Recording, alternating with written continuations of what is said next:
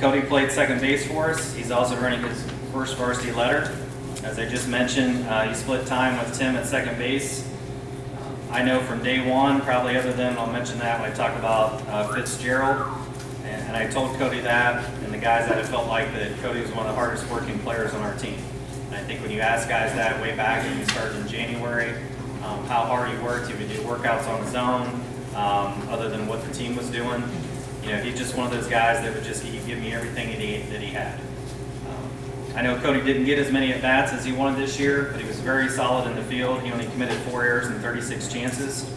Probably at least the play that I can think of, one of the best plays that he made was the unassisted double play in our opener at Dublin Jerome.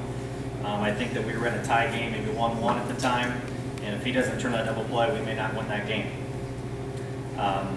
Cody battled through some adversity himself. You know, I had to ask him to pitch. We had that tournament, Ashland Mansfield tournament. Asked him to throw a little bit, and I know that he had hurt his arm, his elbow. He was forced to miss some games. It took him a little while, probably about a week, to be able for his arm strength and everything to come back. And I know that's when Tim kind of took advantage of the opportunity to play a little bit more. Cody and I talked about that. But one thing about Cody, I just told him just to keep competing. You know, Tim had to pitch a little bit more, so I needed him to play second base. Cody didn't pout about it.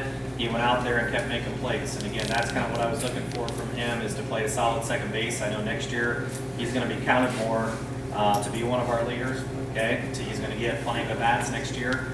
And I know how hard he worked this year. I know he'll work even harder for us next year. So, Cody McNichols.